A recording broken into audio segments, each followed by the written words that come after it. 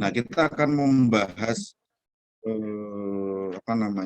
membahas tentang hal-hal tersebut meneruskan dari apa yang sudah pernah kita bahas sebelumnya. Baik, teman-teman sekalian, kita coba masuk ke presentasi dulu. Tapi sebelum masuk ke sana, teman-teman ada pertanyaan nggak? Ada yang mau ditanyakan nggak kira-kira? Silakan, nggak apa-apa. Pokoknya kita belajarnya santai saja, relax, santai. Kita lebih banyak diskusi ya. Karena ini pelajarannya tentang bisnis, tentang manajemen bisnis. Jadi saya berharap teman-teman nanti bisa lebih aktif diskusi lah paling tidak. Jangan pernah takut untuk bertanya, jangan pernah takut untuk salah karena itu proses belajar kita ya ada di situ itu. Oke, kalau nggak ada kita coba teruskan dari apa yang sudah pernah kita bahas kemarin, teman-teman sekalian.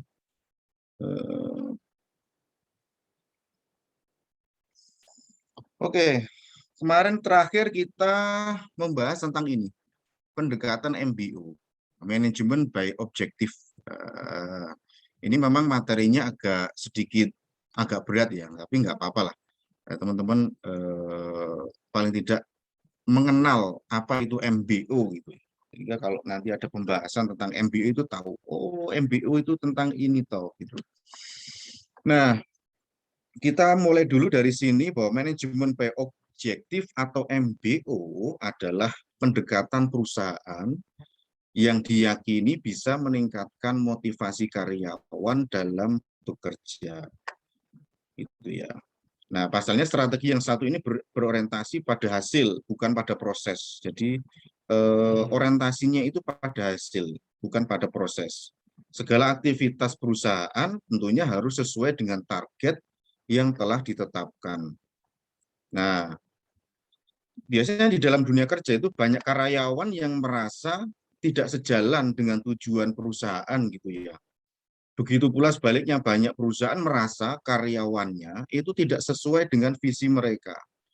Gitu. Nah, ini yang sebenarnya permasalahan yang sering terjadi di perusahaan, hampir di setiap perusahaan sih sebenarnya. Karena kita kadang kan memang kan kepalanya banyak, jadi orangnya banyak. Jadi untuk menemukan orang yang pas di dalam perusahaan itu juga tidak mudah gitu.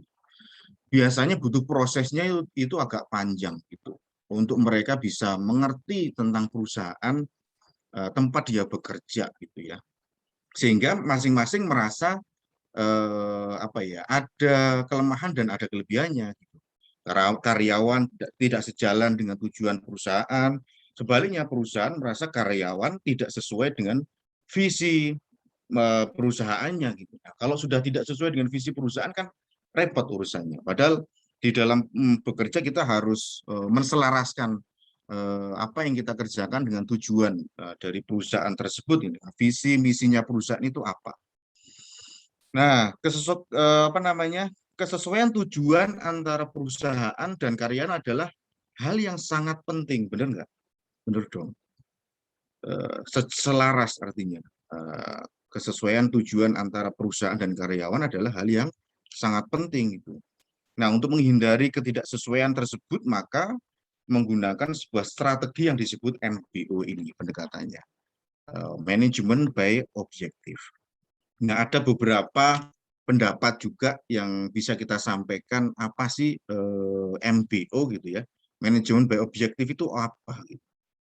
Nah, pertama adalah proses yang dilakukan untuk menentukan tujuan dalam organisasi sehingga perilaku karyawan bisa selaras dengan tujuan tersebut. Nah, itu pendapat yang pertama. MBO adalah proses yang dilakukan untuk menentukan tujuan dalam organisasi sehingga perilaku karyawan bisa selaras dengan tujuan tersebut, dengan tujuan organisasi, dengan tujuan perusahaan gitu ya. Nah, di pendapat lain juga disampaikan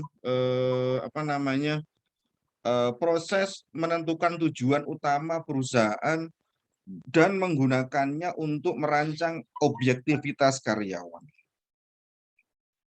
proses menentukan tujuan utama perusahaan dan menggunakan untuk merancang objektivitas karyawan. Gitu ya. Nah, proses tersebut dilakukan oleh manajer dan karyawan. Ini seperti di gambar, kita bisa melihat di sini ada bawahan dan ada pimpinan. Nah, kita istilahkan ini karyawan dan manajernya. Yang terlibat di sini adalah pimpinan dan bawahannya. Keduanya memiliki kesempatan untuk berdiskusi mengenai tujuan dan objektivitas yang perlu dilakukan.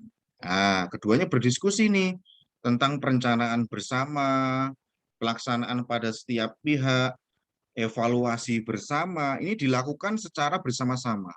Jadi secara demokratis lah, pimpinan dengan bawahan atau manajer dengan karyawannya.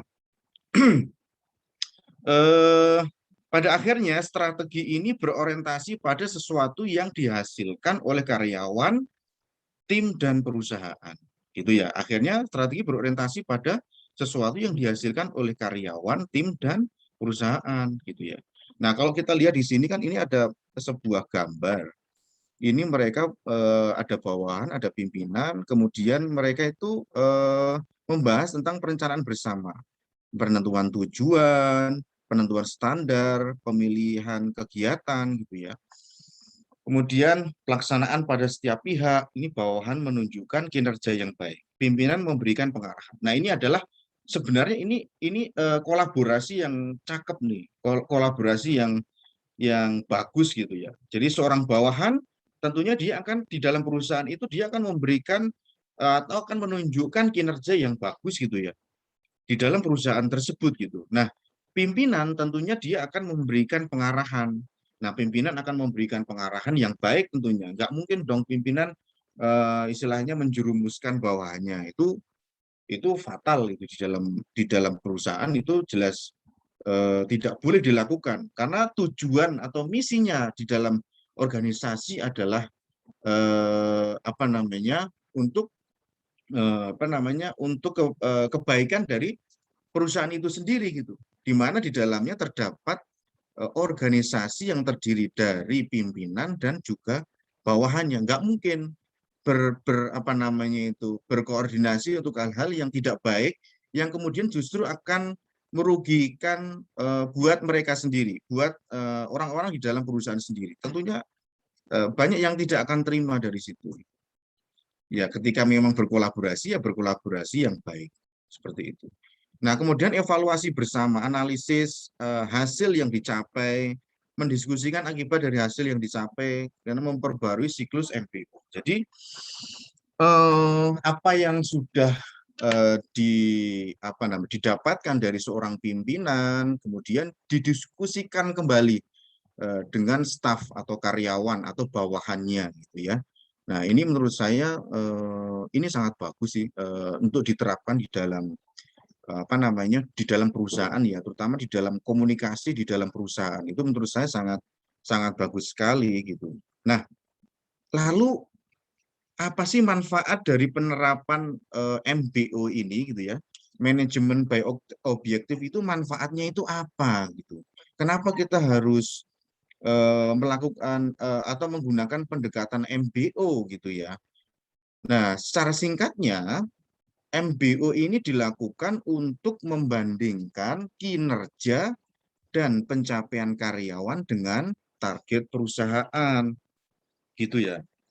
Dilakukan untuk membandingkan kinerja dan pencapaian karyawan dengan target perusahaan. Jadi ada kinerja, ada pencapaian, kemudian juga ada target dari perusahaan. Itu sejalur, sefrekuensi gitu istilahnya.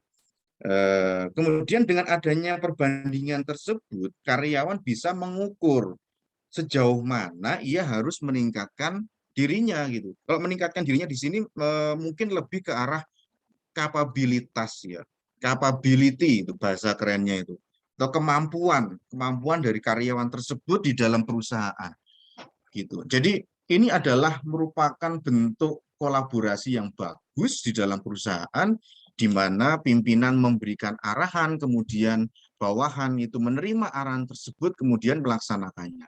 Dan bawahan kemudian juga sadar dia mengevaluasi dirinya itu terkait dengan capability-nya, terkait dengan kemampuan dia di dalam perusahaan. Saya ini sejauh mana ya di dalam perusahaan ini? Apakah saya sudah bisa mengikuti apa yang sudah diberikan atau apa yang sudah diarahkan oleh pimpinan saya? Nah, kalau di perusahaan mungkin lebih ke arahnya itu seperti itu.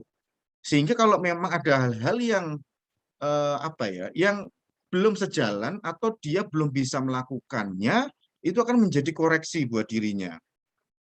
Akan menjadi koreksi buat dirinya untuk apa? Untuk ya dia bisa kemudian apa namanya? Memperbaiki diri gitu ya. Memperbaiki dirinya untuk bisa melakukan apa yang sudah menjadi instruksi dan arahan dari manajemen perusahaan atau pimpinan perusahaan seperti itu. Nah, hmm, peningkatan tersebut pun tidak dilakukan secara terpaksa, gitu. Jadi tidak dilakukan secara terpaksa. Artinya apa? Sadar mereka antar pimpinan bawah ini sadar tidak perlu dipaksa-paksa gitu. Dia sudah menyadari karena dia posisinya ada di dalam perusahaan, dia tahu apa yang harus dilakukan di dalam perusahaan itu, gitu ya. Sebab semua objektivitas ditetapkan berdasarkan diskusi antara karyawan dengan manajernya. Jadi segala sesuatu di dalam perusahaan itu dilakukan secara diskusi. Apa yang akan dikerjakan, apa yang sudah dikerjakan segala macam itu dilakukan diskusi secara bersama. Jadi dengan seperti itu maka motivasi karyawan pun meningkat dengan sendirinya gitu. Artinya apa?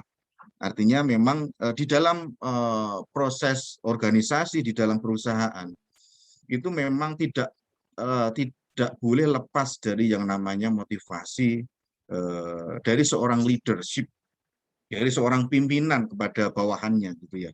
Kan kadang ada yang cuek ya. Kalau mungkin teman-teman juga entah pernah mengalami atau mungkin eh, pernah dengar dapat cerita gitu ya, ada pimpinan atau mungkin temannya cerita, wah pimpinanku itu cuek banget ya, nyapa juga enggak kan istilahnya gitu ya. Tapi ini eh, dengan pimpinan itu bertanya ke karyawannya, menyapa karyawannya gitu ya, tentang dirinya saja misalnya, gimana kabar, selamat siang, apa kabar semuanya gitu. Itu udah merupakan bentuk perhatian sebenarnya seorang pimpinan kepada bawahannya. Dan itu secara tidak langsung itu apa ya, menggambarkan psikologis orang, menggambarkan psikologi pimpinan kepada bawahannya. Karena itu bagian dari motivasi, motivasi karyawan. Tidak perlu kemudian berlebihan juga sih menurut saya. Tapi cukup dengan seperti itu kalau bisa menangkap, itu sudah bagian dari motivasi karyawan dan itu akan meningkat dengan sendirinya gitu ya. Eh, Misalnya saja untuk kita terapkan ini MBO ini kan sebenarnya bisa kita terapkan sebenarnya di banyak hal gitu ya. Bisa diterapkan di apa namanya berbagai bidang usaha gitu ya. Seperti produksi, pelayanan, kemudian pemasaran, penelitian, pengembangan, kesehatan, sistem informasi, dan bidang-bidang usaha finansial. Jadi ini manajemen pendekatan MBU ini bisa diterapkan di hampir semua jenis usaha sih sebenarnya. Nah, coba kalau kita terapkan di bidang pemasaran gitu ya. Terus kita melakukan pendekatan MBU ini ke pemasaran misalnya, ke marketing gitu. Nah, kegiatan dilakukan melibatkan pimpinan dan bawahan. Ya, di dalam pemasaran kegiatan dilakukan melibatkan pimpinan dan bawahan. Misalnya pemasaran menentukan target sales marketing, gitu ya. Nah, tim marketingnya akan menetapkan tujuan. Contohnya menambah jumlah pengikut di media sosial misalnya. Nah, MBO pada tim sales berperan dalam meningkatkan produktivitas, khususnya penjualan. Contohnya tim sales menetapkan tujuan penjualan 100 penjualan baru per bulan dengan mendistribusikan brosur misalnya kayak gitu. Dan masih banyak yang lain. Maka tim akan berdiskusi untuk memiliki peluang yang lebih baik dalam meningkatkan penjualan tersebut. Nah, setelah mendapatkan masukan, ternyata tim mendapatkan ide baru. Lalu mereka mengkombinasikan distribusi brosur dan iklan di marketplace. Jika penjualan melampaui target atau melampaui tujuan, tim sales dapat fokus pada tujuan yang baru. Nah, itu salah satu pendekatan di bidang pemasaran ya. Itu antara kerjasama antara tim sales dan marketing di dalam perusahaan itu sendiri gitu, terkait dengan target yang diberikan, apa yang harus dilakukan dari tim yang ada gitu. Itu seperti itu. Nah, konsep manajemen objektif atau MBO itu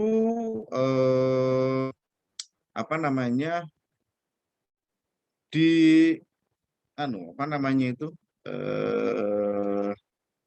atau di dalam bahasa Indonesia itu disebut manajemen berdasarkan objektif ya. Itu pertama kali itu ditemukan sama Peter Drucker. Nah, ini kemarin kita bahas. Ini sudah kita bahas, ada dua kemarin, yang pertama itu tentang eksekutif ya. Eksekutif ini tentang Practice of Management tahun 1950. Ini bukunya Pak Peter Drucker. Nah, di dalam buku ini, Practice of Management, buku keduanya Pak Drucker ini, manajemen dan membuatnya menjadi pemimpin di bidangnya. Jadi, dia menetapkan tren dalam manajemen selama beberapa dekade gitu ya. Dan reputasi dibangun mengadopsi serta memperluas ide-ide yang ditetapkan oleh Pak Drucker. Nah, Pak Drucker ini itu menyatakan bahwa hanya ada satu tujuan di dalam keberadaan bisnis, yaitu apa? Untuk menciptakan pelanggan. Nah, di dalam bukunya itu, ini salah satu buku yang terkenalnya dia. Jadi nyambung dengan MBO tadi, dia menyampaikan bahwa hanya di dalam bisnis itu hanya ada satu tujuan gitu ya, yaitu untuk menciptakan pelanggan. Dia berpendapat bahwa sebuah organisasi tetap bertahan bukan oleh struktur internal, kontrol organisasi dan prosedur, melainkan oleh pelanggannya yang membayar dan memutuskan apa yang penting. Nah, itu gambaran sedikit tentang Pak Drucker ini. Nah, bukunya ini banyak. Ada beberapa yang sangat fenomenal, salah satunya itu ini. Nah, kita kemudian masuk di kekuatan dan kelemahan MBO ya. Nah, dari sisi kekuatannya itu apa sih? Kekuatannya MBO adalah melakukan integrasi fungsi perencanaan dan pengawasan ke dalam suatu sistem yang rasional dalam manajemen. Gitu. Kemudian mendorong organisasi untuk menentukan tujuan dari tingkatan atas hingga tingkatan bawah dari manajemen. Memfokuskan pada hasil akhir daripada niat yang baik maupun faktor personal. Jadi jelas tadi sudah di depan juga disampaikan, memang fokusnya pada hasil, bukan pada proses. MBO mendorong adanya manajemen diri dan komitmen dari setiap orang melalui partisipasi pada setiap tingkatan manajemen dalam menentukan tujuan. Nah, itu jelas sekali. Kemudian kelemahannya apa? Dianggap terlalu menyederhanakan kegiatan dengan berusaha untuk menyelesaikan segala sesuatu. Nah, kemudian MBO secara cepat akan ditolak oleh manajer yang memiliki gaya otoriter. Ini maksudnya adalah gaya memimpinnya yang otoriter. Karena gaya kepemimpinan itu ada banyak ya. Salah satunya ini otoriter yang bisa saja disebabkan karena orang-orang yang bertipe X dari McGregor. Nah, dan oleh mereka yang menerapkan birokrasi yang tidak fleksibel dan ketat. Teman-teman tahu nggak McGregor? Pernah dengar McGregor nggak? Firly Intan Kamalia. Pernah, Pak. Baru Pernah ini ya? yang belum. Oh, belum pernah. Oh, belum pernah ya. Oke. Makanya ini tak kasihkan sedikit tentang sejarahnya sedikit, nah, supaya nanti teman-teman tahu apa yang kita bahas. Kalau kita searching McGregor, ketemunya nanti petinju, bener nggak? Yang kemarin sering muncul di TV itu loh, McGregor itu kan. Nanti salah itu. Karena McGregor di sini ini ada kaitannya dengan poin 2 dari kelemahan ini, yaitu tentang teori X dan teori Z. Nah, teori X dan teori Z adalah teori motivasi manusia, diciptakan dan dikembangkan oleh Douglas McGregor. Jadi Douglas McGregor ini adalah orang yang menciptakan teori motivasi X dan teori motivasi Z, gitu ya.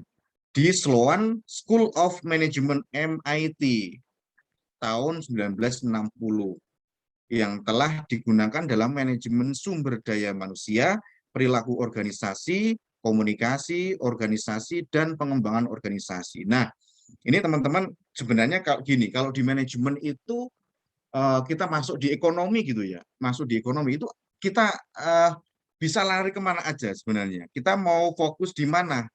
Fokus di pemasaran, kita mau fokus di sumber daya manusianya gitu, atau kita mau fokus di akuntansi, di finance-nya, itu ada banyak pilihan di situ.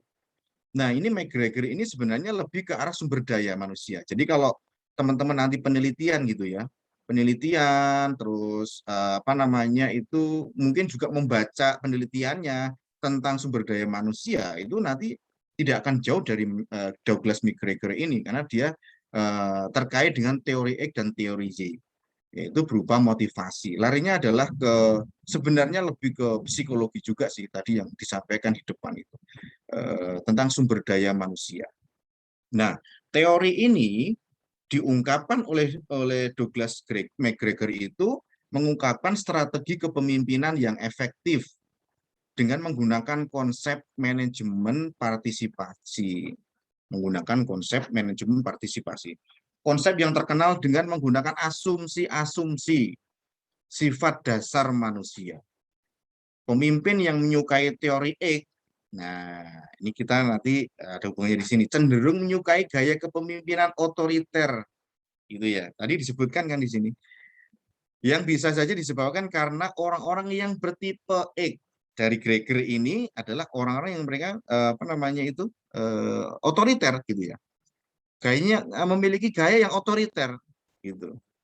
Ini apa namanya sejalan dengan penelitian atau penemuan dari McGregor itu sendiri gitu. Cenderung kepemimpinannya itu adalah otoriter, tapi sebaliknya seorang pemimpin yang dia menyukai teori Z lebih menyukai gaya kepemimpinan yang demokratik atau demokratis gitu. Nah, untuk kriteria karyawan yang memiliki tipe X adalah karyawan dengan sifat yang tidak akan bekerja tanpa perintah. Itu. Jadi, untuk sekali lagi, untuk kriteria karyawan yang memiliki tipe teori X adalah karyawan yang bekerja dengan sifat yang tidak bekerja tanpa perintah. Jadi dia apa? Dia menunggu perintah. Dia menunggu di perintah. Itu artinya apa? Artinya berarti karyawan ini dia belum bisa menempatkan dirinya dengan baik di dalam suatu perusahaan itu gitu. Karena mungkin dia masih apa ya? Mungkin yang kalau kita menunggu kemudian kita sudah memang berada di dalam satu ekosistem bernama perusahaan gitu. Itu kan apa ya? Ada yang memang tidak dia pahami di situ. Harusnya dia apa? Harusnya dia bisa menempatkan dirinya di dalam perusahaan itu tanpa harus diperintah sama pimpinannya. Dia udah tahu, oh tugasku seperti ini, tugasku begini, gitu. Apa yang harus saya lakukan ya tidak perlu kemudian nunggu perintah dari atasan, nunggu perintah dari pimpinannya. Sebaliknya karyawan yang memiliki tipe teori Y akan bekerja dengan sendirinya tanpa perintah atau pengawasan dari atasannya. Berarti ini karyawan ini sadar dengan apa yang dia lakukan di dalam perusahaan. Dia ditempatkan di dalam perusahaan, Berarti dia tahu apa yang harus dia lakukan. Ya. Tipe Y ini adalah tipe yang sudah menyadari tugas dan tanggung jawab pekerjaannya. Jadi jelas nggih, jelas ya. Jadi apa namanya teman-teman sekalian Firly dibagi menjadi dua tadi menurut Greger itu ada teori X dan teori Y gitu ya. Teori X kalau kita bicara tentang pemimpin maka kecenderungannya adalah gaya kepemimpinannya itu otoriter, itu yang X. Ya, biar gampang nanti ini apa namanya ngingetnya gitu ya. Nah, kemudian kalau teori Y itu sebaliknya, tadi otoriter, kalau teori Y itu lebih mengarah kepada atau menyukai gaya kepemimpinan yang demokratis. Nah, itu untuk level pimpinan. Terus bagaimana untuk level karyawan gitu ya? Nah, kalau untuk level karyawan berdasarkan teori X, karyawan memiliki sifat yang tidak akan bekerja tanpa perintah. Jadi dia menunggu perintah, dia belum menyadari tugas dan tanggung jawab pekerjaannya gitu. Tapi sebaliknya teori Y, maka dia akan bekerja dengan sendirinya tanpa diperintah, tanpa diawasi oleh atasannya.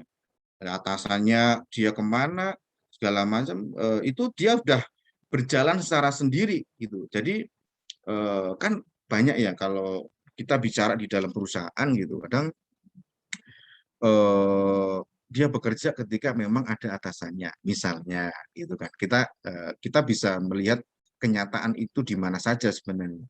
Di hampir di setiap perusahaan itu ada. Tapi ketika misalnya pimpinannya ada di luar kota, pimpinannya tidak di tempat, mereka tidak menjalankan aktivitas bekerja dengan baik, gitu ya. Malah mungkin ya apa tugas dan tanggung jawabnya tidak dijalankan dengan sebagaimana mestinya begitu. Nah, dengan teori-teori Y ini bekerja dengan sendirinya tanpa perintah dan pengawasan.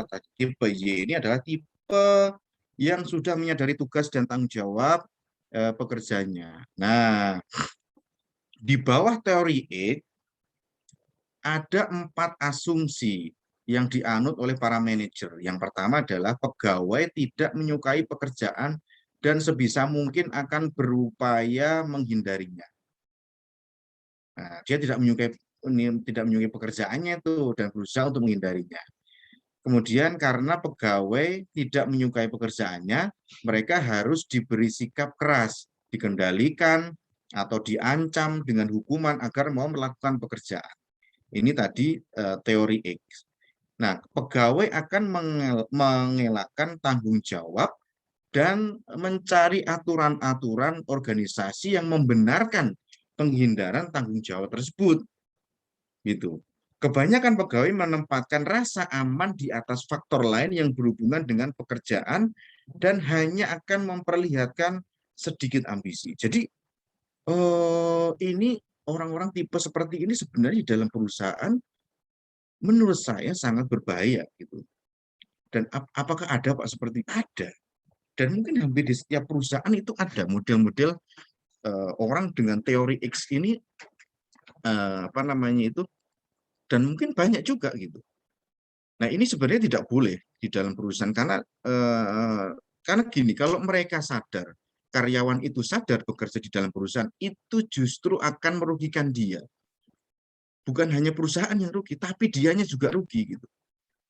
Makanya di dalam proses perekrutan karyawan itu seorang HR manajemen itu ya, human resource management itu dia harus benar-benar apa ya istilahnya itu menseleksi karyawan itu dengan baik dari mulai sifatnya, kemudian kemampuannya dia, capability-nya tadi, keseriusan dia, komitmen dia di dalam perusahaan, tanggung jawab dia, kejujuran dia di dalam perusahaan. Itu. Kalau saya seleksi orang, justru yang paling pertama yang saya tanyakan adalah tentang kejujuran, karena itu penting sekali. Gitu. Pasti akan saya tanyakan tentang kejujuran. Kalau misalnya Firly, misalnya apa yang kamu pikirkan ketika saya berbicara tentang kejujuran? Itu harus bisa menjawab. Karena bagi saya kejujuran itu akan memberikan impact yang luar biasa, yang akan besar nanti ketika dia bekerja di dalam perusahaan ini. Gitu. Jadi justru yang pertama itu adalah kejujuran. Kemudian larinya kemana? Tanggung jawab. Tanggung jawab, komitmen, itu kan nggak bisa dipisahkan ya. Ketika orang berada di dalam organisasi besar bernama perusahaan. Gitu. Nah, kalau orang sudah tidak jujur dari awal, ini berbahaya, teman-teman. Pak, pernah ngalami nggak kira-kira yang seperti itu? Kalau ditanyakan seperti itu, maka akan saya jawab, saya pernah ngalami. Terus akhirnya gimana, Pak? Gitu ya. Ya, orang-orang model seperti ini, mereka tidak akan lama di dalam perusahaan, teman-teman. Mereka tidak akan lama karena meskipun ditutupi ketidakjujuran itu pimpinan itu bisa tahu, ibarat tembok itu bisa bicara gitu. Jadi mereka mau ngomong apa gitu ya, itu tetap bisa aja kita tahu aja, oh ini ternyata begini, tidak sesuai dengan apa yang dia sampaikan pertama kali. Itu waktu ketemu, oh ternyata tadi awalnya bilangnya begini, kok ternyata begini gitu ya. Nah, ini kalau apa ya, mungkin kategorinya adalah seperti troublemaker. Jadi di dalam perusahaan itu troublemaker itu pasti ada.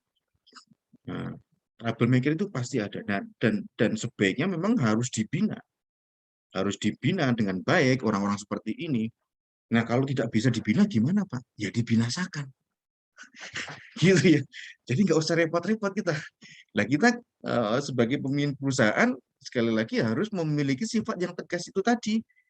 Tentunya ketika ada personal yang ingin bergabung di dalam perusahaan kita, ya dia kan harus mengikuti aturan main, ya aturan-aturan yang ada di dalam perusahaan, ngikutin arahan gitu. Ketika memang sudah tidak sejalan, meskipun dia baru masuk gitu, sudah melenceng gitu. Kalau bagi saya tentunya akan memberikan peringatan yang sangat keras gitu. Ya, ya itu tadi bisa dibina apa tidak? Kita akan koordinasi dengan human resource-nya manajemen. Tolong Pak, Bapak, Ibu, tolong ini dibina. Kalau nggak bisa dibina, saya kembalikan. Nah, bahasa dikembalikan itu berarti apa? Ya dipensiunkan dini lah, bukan dipensiunkan, tapi diberhentikan lebih cepat. Kalau dipensiunkan itu kan dapat pesangon ya, masih dapat duit loh. Kalau ini enggak, ya dia baru masuk gimana mau dapatkan gitu ya. Nah ini sangat penting buat teman-teman sekalian ketika teman-teman nanti berada di dalam satu perusahaan ya harus bisa menyesuaikan diri itu, harus bisa. Ini troublemaker banget ini. Bahkan dia apa namanya mencari aturan-aturan organisasi yang membenarkan penghindaran tanggung jawabnya gitu. Jadi dia kayak semacam gini teman-teman. Kalau saya gambarkan sedikit, jadi kayak semacam dia ini akan mencari kelompok gitu, akan mencari teman yang sepemikiran dengan dia, atau dia akan mempengaruhi pemikiran teman-teman yang sebenarnya sudah lurus, kemudian di apa namanya itu dipengaruhi, kemudian dia akan berbelok pada akhirnya. Itu apakah ada, Pak? Ada. Ini yang saya bilang bahwa ini troublemaker dan ini realita di perusahaan itu nyata. Ini tidak boleh dilakukan. Ini troublemaker. Nah, kebalikannya dari pandangan yang negatif terhadap manusia, Greger juga menempatkan teori asumsi lain yang disebut dengan teori Y. Ini yang menarik. Para pegawai dapat memandang pekerjaan sebagai sesuatu yang biasa, sebagaimana halnya istirahat dan bermain. Teman-teman bisa ngebayangin nggak kira-kira kata-kata ini? Para pegawai dapat memandang pekerjaan sebagai sesuatu yang biasa, sebagaimana halnya istirahat dan bermain. Kayaknya nyaman gitu ya. Dia bekerja itu dengan serius gitu ya. Nyaman, senang. Karena kan kayak kita bermain, kemudian kayak kita istirahat itu kan juga merasakan kenyamanan, kita merasakan ketenangan, kedamaian gitu. Itu yang dialami dengan orang-orang dengan asumsi teori Y itu. Dia sadar betul dia berada di mana, tugasnya apa, terus tanggung jawabnya seperti apa, dia sudah sadar betul di sini. Gitu. Nah, manusia kemudian yang berikutnya adalah manusia dapat mengendalikan dirinya sendiri jika mereka punya komitmen pada tujuan-tujuan. Nah, ini juga penting. Manusia dapat mengendalikan dirinya sendiri jika mereka punya komitmen pada tujuan-tujuan. Nah, jelas sekali sebenarnya, apalagi di dalam perusahaan gitu ya. Komitmen jelas sekali itu diperlukan. Tujuan perusahaannya juga sudah sangat jelas. Goal perusahaannya itu apa? Kita bisa melihat dari visi misi perusahaan itu yang diterjemahkan untuk tujuan-tujuan perusahaan ke depan. Itu sangat jelas sekali. Nah, di dalam perusahaan butuh nih orang-orang yang seperti ini. Rata-rata orang dapat belajar untuk menyetujui, bahkan untuk memikul tanggung jawab. Keren ya. Aku bacanya aja, aku apa namanya menyampaikannya aja seneng ini. Rata-rata orang dapat belajar untuk menyetujui, bahkan untuk memikul tanggung jawab. Gitu. Jadi dia artinya apa? Dia mungkin dia dalam proses belajar, teman-teman. Dia masih baru, dia mungkin dalam proses dalam tahap belajar, tapi di dalam proses tahapan itu dia tidak ada apa? Dia tidak mengeluh. Benar.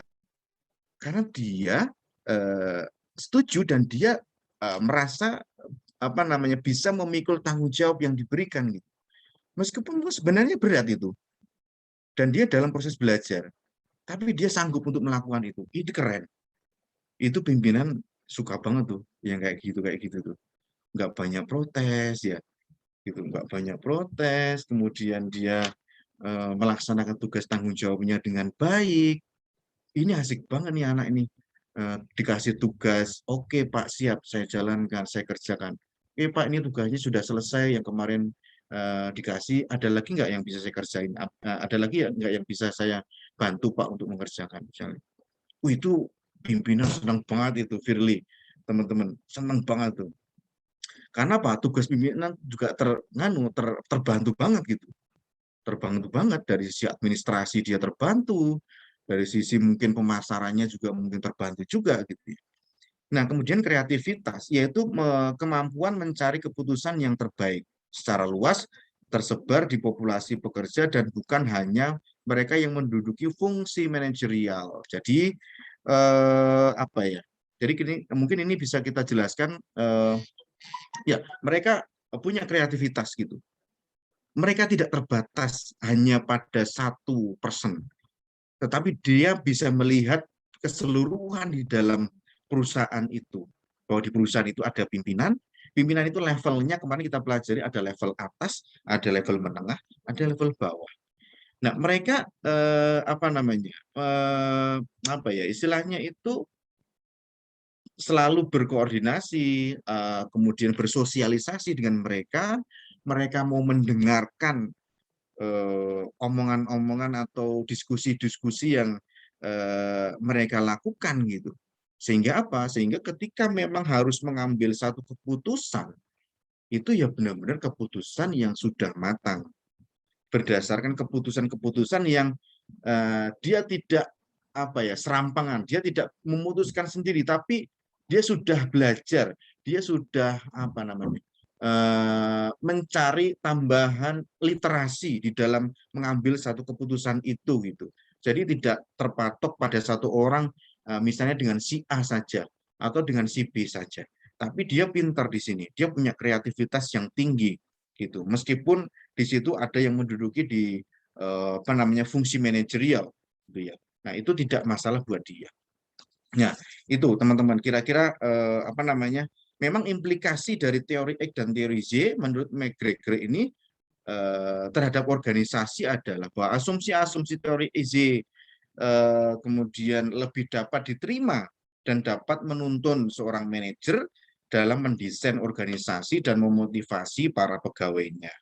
Gitu. Jadi apa namanya yang lebih bisa digunakan adalah teori Z ini terhadap memotivasi bawahannya. Nah, tahun 1960 gitu ya, antusiasme pekerja cukup tinggi untuk berpartisipasi dalam proses pembuatan keputusan organisasi. penciptaan tanggung jawab tentang pekerjaan, termasuk pembangunan hubungan kelompok-kelompok kerja yang lebih baik. Antusiasme ini sebagian besar diakibatkan oleh teori J dari McGregor tadi. Jadi efek atau impact-nya itu besar sekali di dalam menciptakan tanggung jawab di dalam organisasi, terutama perusahaan. Itu sangat besar sekali. Nah, oke. Teman-teman sekalian, kita lanjutkan bahwa kemudian MBO juga memerlukan banyak waktu dan usaha dalam mengimplementasinya, itu dari kelemahannya.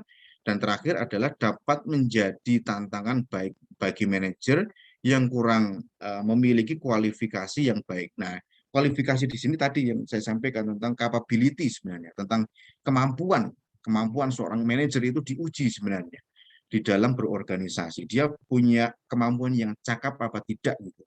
Dia kalau dia itu leader, dia bisa mengambil keputusan, berani mengambil keputusan yang baik apa tidak dengan resiko yang ada. Nah, seorang pimpinan tentunya dia harus berani mengambil resiko gitu. Nah, oke. Nah, berikutnya adalah proses penerapan MBO. Nah, saya akan lebih, ini sorry aku bahas agak sedikit lebih banyak sedikit MBO-nya karena ini materinya agak berat. Jadi teman-teman harus paham tentang ini. Ada 5 langkah yang perlu teman-teman lalui untuk menerapkan MBO ya. Yang pertama adalah menentukan atau merevisi tujuan perusahaan berdasarkan visi misi yang sudah ada. Menurunkan tujuan perusahaan kepada karyawan. Bisa menggunakan metode SMART. Kemarin sudah saya sampaikan. SMART itu apa? Spesifik, measurable, achievable, relevant, time specific, ataupun GQM, goal, question, and metric gitu ya. Kemudian yang berikutnya adalah meningkatkan partisipasi karyawan dalam menetapkan tujuannya masing-masing. Kemudian yang keempat, membantu kemajuan karyawan. Yang kelima, mengevaluasi dan mengapresiasi kemajuan karyawan. Ini asik banget nih ilmu ini. Pendekatan MBO ini pendekatan yang memang benar-benar memperhatikan karyawan gitu. Jadi ada hubungan yang sangat spesial di sini antara pimpinan dengan karyawannya.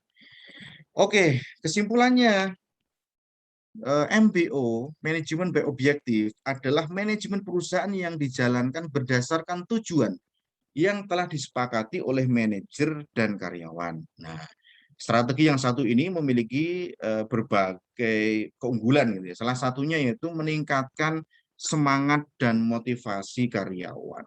Nah, itu yang teman-teman sekalian yang kita bahas terkait dengan MBO ya.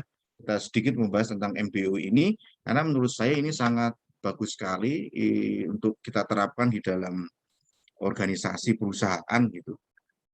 Di sini banyak teori yang bisa kita pakai gitu ya. Kalau nanti teman-teman penelitian juga itu mau arahnya kemana? Mau arah ke pemasaran kah? Mau ke arah ke sumber daya manusia kah? SDM gitu ya? Atau mau ke finance? Jadi kalau saya ini kan saya ekonomi gitu ya. Di dalam ternyata saya juga kemarin baru tahu gitu. Itu dibagi-bagi gitu. Itu tadi yang saya sampaikan, ada pemasaran gitu kan. Terus kemudian mereka ada ketika kita bicara tentang ekonomi secara umum, mereka masuk satu kelas dengan saya gitu. Tapi ketika bicara tentang sumber daya manusia, mereka udah beda kelas dengan saya. Karena memang spesifik banget yang kalau udah S3 itu kan spesifik banget yang dibahas tentang apa. Kemudian juga finance juga sama. Mereka punya kelas sendiri gitu. Karena ini orang-orang kadang gabung, kadang enggak, ternyata begitu. Gitu. Jadi nanti teman-teman arahnya mau kemana. Oke, kesimpulannya itu ya teman-teman. Ada pertanyaan sebelum kita lanjut tentang alat bantu perencanaan. Mungkin atau gini, teman-teman punya cerita, Firly, Kamalia, Mas Fahmi, Intan, punya cerita, boleh bercerita, nggak apa-apa, tentang pengalamannya di organisasi, di perusahaan, atau boleh, saya suka malah. Saya nanti akan dapat banyak ilmu dari teman-teman nih. Ada nggak cerita? Firly mungkin punya cerita. Bapak, saya ada cerita sih, tapi Hmm, di luar topik ini nggak apa-apa, Pak. nggak apa-apa, nggak apa-apa. Bisa diterima dengan baik. Kan waktu itu saya melamar ya Pak, Hmm, coba-coba waktu 2 bulan liburan itu, hmm, liburan kuliah, terus iseng-iseng aja kayak ngelamar gitu. Terus waktu itu hmm. saya keterima di perusahaan PT Royal Trust, dia di bidang kayak uang mata asing gitu, terus sama Oh, valuta ya? iya Pak, semacam kayak gitu. Oh, Terus oke. ditawarin jadi masuk ke manajemen training. Itu yang saya masih Ah, kurang paham sih Pak di oke, situ. oke, oke, oke. Apa perbedaannya dengan Ya, pemasaran? Kali aja Bapak bisa ngasih ya, tahu. ya. Sebenarnya gini, Firly. Pertanyaannya juga itu sebenarnya mungkin hampir sama dengan saya beberapa tahun lalu lah. Kalau orang, kita kan sering anu ya, sering apa namanya, sering menemukan lowongan-lowongan baik di koran, sosial media, televisi dan lain-lain lah. Itu yang kaitannya dengan manajemen trainee kan sebenarnya. Tentang tadi itu apa manajemen trainee ya, benar ya? Iya, Iya iya. Pak benar nanti. Iya, sebenarnya jujur, jujur ya, kalau saya maka itu akan saya hindari. Karena ya menurut saya apa namanya? Ya sebenarnya hampir-hampir sama kayak apa ya? Orang yang tidak bisa maksimal ketika berada di posisi itu karena kayak model orang magang istilahnya nantinya gitu. Namanya manajemen trainee gitu kan. Jadi proses apa namanya pembelajaran di dalam organisasi nanti tidak akan maksimal. Kemudian juga apa yang kita harapkan mungkin pada apa ya kita mengharapkan pada tingkatan-tingkatan tertentu itu nanti kita akan susah gitu. Nah, saranku sih yang gitu-gitu. Tapi kalau untuk pemula mungkin biasanya akan diikutin itu. Karena banyak banget yang teman-teman saya juga yang waktu dulu itu yang masuk ke manajemen trainee itu juga apa namanya ya tidak bisa maksimal juga gitu. Ya menurut saya hmm, dihindari aja lah yang begitu itu. Ya masuknya yang lainnya aja. Teman-teman punya pengalaman lain mungkin seperti Mbak Firly, seperti Firly terkait manajemen trainee.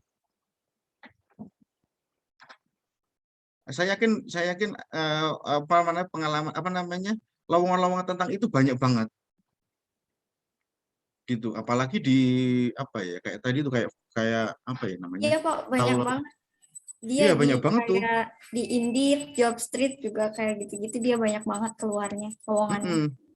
Mm-mm, Tapi saya waktu itu nggak ngikutin mm-mm. sih Pak, karena kayak menurut saya nggak bagus aja gitu, nggak sehat lingkungan Iya. kerjanya.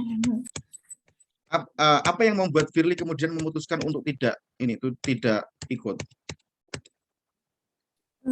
Karena dari orang-orang yang pernah kerja di situ bilang itu lingkungannya nggak sehat, terus nggak baik juga, harusnya dihindari gitu sih Pak. Terus ya udah saya ikut aja Ya berarti karena belum berpengalaman juga. ya berarti hampir sama kan sebenarnya. Makanya saya bilang tadi yang seperti itu jangan diikutin. Intinya sebenarnya di situ aja sih gitu. Karena itu kan apa ya, ya kayaknya keren gitu namanya manajemen trainee opo sih iki gitu ya tapi ketika nanti kita masuk ya kita itu ya tidak seperti orang sebagaimana aktivitas kerja seharusnya gitu kayak gitu Firly jadi yang ini aja lah yang apa namanya yang pasti-pasti aja gitu jangan yang kayak gitu yang lain monggo Ya silakan Pak, teman-teman. makasih Pak. Iya, iya. Kalau ada cerita lain boleh, silakan. Mungkin Kamalia, Mas Fahmi, Intan, silakan. Raihan di sini ada. Ya Pak, baru sampai kampus Pak, maaf Pak tadi kena hujan. Iya, nggak apa-apa, nggak apa. Silakan. Tadi ditunggu sama Firly loh, Rai. Saya suka Bapak bisa begini. aja. Nggak bohong. Oh enggak ya. Oh enggak, Brian. Nanti kamu akan aku tanya ini, kamu persiapannya gimana ini nanti Piala Presiden ini? Gimana? Ada pengalaman nggak tentang dunia kerja? Tadi Firly udah bilang tentang manajemen trainee. Mungkin ada cerita gitu. Nggak apa-apa. Mungkin juga Raihan punya punya cerita juga tentang manajemen trainee, boleh? Silakan di-share. Mungkin kalau manajemen trainer saya belum ada Pak, cuman kalau di dunia kerja ada sih pengalaman sedikit Pak. Hmm. Kayak yang dulu itu Pak, yang saya di Kalimantan setelah lulus dari sekolah itu. Saya sih Pak, saya ada di bagian admin. Terus juga sempat kerja di mana Jakarta Timur Pak, di perusahaan konstruksi Tower BTS. Itu jadi estimator sipilnya. Iya, iya, iya, iya, iya. Ke bagian teknisnya atau bukan ya? Saya jadi misalkan mau ada tower yang baru dibangun Pak di daerah misalkan Sulawesi, saya ngecek teknisinya udah bawa alat-alat yang sesuai belum jumlahnya, gitu aja sih Pak kerjanya estimatornya. Oke. Ya, terima kasih Raihan sudah berbagi. Kembali lagi tadi yang ditanyakan sama Firly ya. Jadi memang kalau kita searching gitu ya, apa sih manajemen trainee itu kan salah satu memang bentuk perekrutan karyawan ya, karyawan baru dalam perusahaan. Tujuan manajemen trainee itu apa?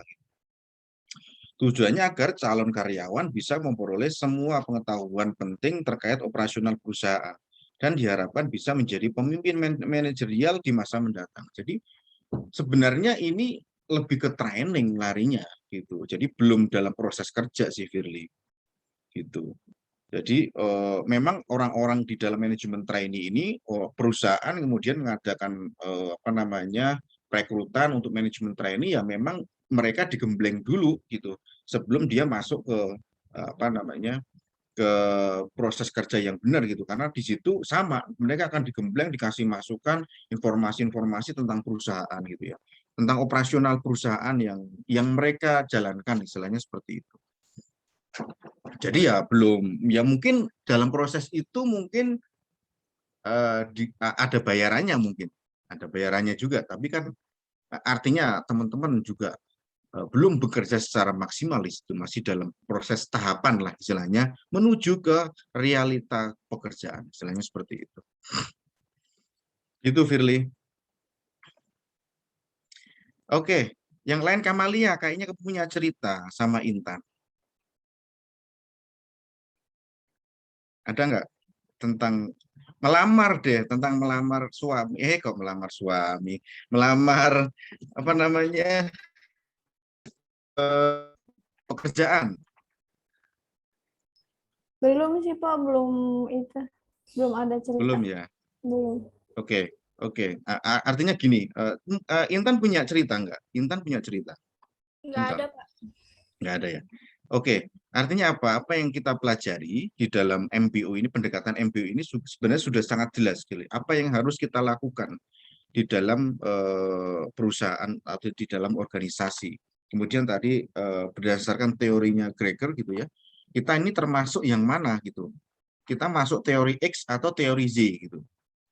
Sudah dijelaskan berdasarkan kepemimpinannya, berdasarkan tingkat karyawannya itu masuk di mana. Artinya apa? Supaya kita lebih sadar ketika kita berada di dalam lingkungan perusahaan, ketika kita berada di lingkungan organisasi, bukan hanya perusahaan.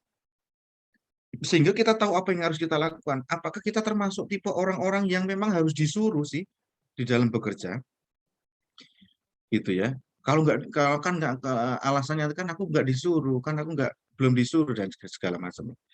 Berarti apa? Berarti kalau kita menyadarinya seperti itu, berarti kita belum tahu tentang tugas dan tanggung jawab kita di dalam organisasi itu. Harusnya kalau orang sudah tahu tugas dan tanggung jawabnya di dalam perusahaan, maka dia akan menjalankan tugas dan tanggung jawab itu tanpa ada perintah, tanpa ada pengawasan, dilakukannya dengan baik gitu.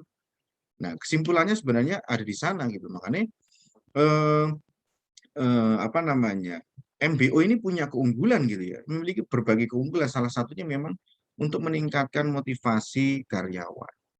Oke, Mas sekalian kita lanjut ya. Kalau belum ada nanti ini apa namanya materi 2 nggak selesai juga ini.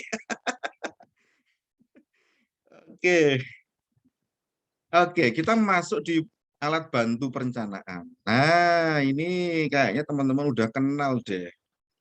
Apa ya, alat bantu perencanaan yang mau kita bahas ini ada 3. Ada flowchart, ada Gantt chart, kemudian ada part network gitu ya. Ini ada tadi udah di depan udah saya sampaikan. Oke, sebelum lanjut teman-teman, saya tanya lagi kayak waktu itu terakhir kita ketemu, yang paling teman-teman tahu yang mana dari ketiga ini? Silakan. Raihan, yang mana? Yang paling Raihan tahu? Yang paling kenal, yang pernah melihat atau apalah gitu. Dari yang ada Biasanya di dalam slide ini Pak, perusahaan. tiga-tiganya. Ya, yang ada di slide ini. Kan ada tiga ada bagan arus, bagan gun, jaringan part. Itu yang paling Raihan kenal yang mana dari ketiganya ini?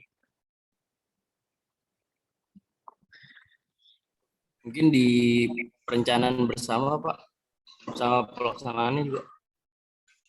Oh, Bapak, maaf Aku slide-nya belum terganti. Oh iya, slide-nya belum makanya terganti ya? Ya, Pak, Sorry. masih yang pendekatan. Oh, sorry. Eh, sebentar. Ini sudah terganti belum ya? Belum ya? Belum, Pak. masih Belum, Pak. pendekatan Pak MBO. Masih. Oh, Iya. sebentar. Saya stop share dulu sebentar. Kok bisa ya? Harusnya udah. Bentar, saya stop share dulu. Saya share lagi nih. Pertemuan dua. Hmm,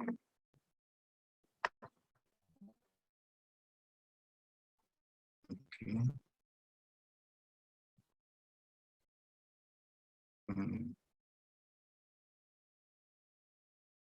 Ini udah ya, berarti.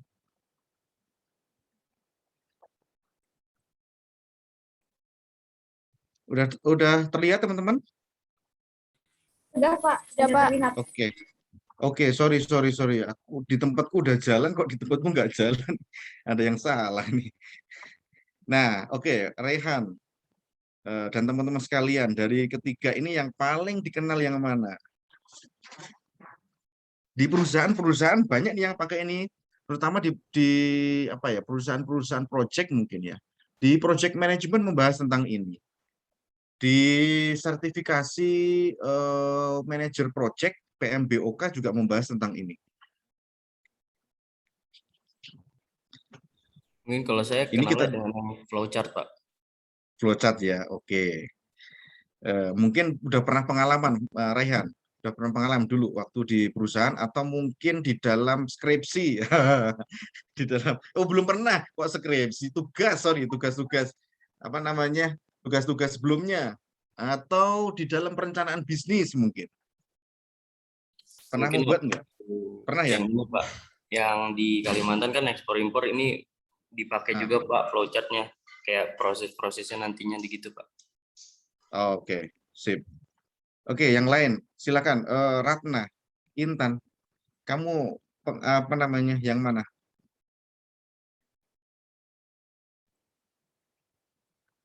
Pernah yang flowchart, Pak. Flowchart lagi, oke. Udah pernah apa namanya berhubungan dengan flowchart? Maksudnya Enggak, maksudnya udah pernah belajar tentang flowchart maksudku. Kalau dulu mungkin dari apa ya, dari magang mungkin kan di situ juga ada penjadwalan, mungkin ada apa namanya kegiatan-kegiatan yang mau dilakukan mungkin dari flowchart. oh pernah mungkin Pak, tapi saya lupa. Ya udah, oke, nggak apa-apa. Kamalia, kamu yang mana? flowchart, Pak. Flowchart ya. Ini kayaknya flowchart semua deh. Firly juga paling flowchart ini. Firly kamu yang mana? Saya seringnya flowchart, tapi pernah juga Pak Gantt chart waktu di Mitsubishi sering soalnya buat nentuin bonus mekaniknya. Oke, masuk nih. Ya, terima kasih. Terus Mas Fahmi, yang mana nih? Flowchart aja Pak, yang umum. Flowchart ya.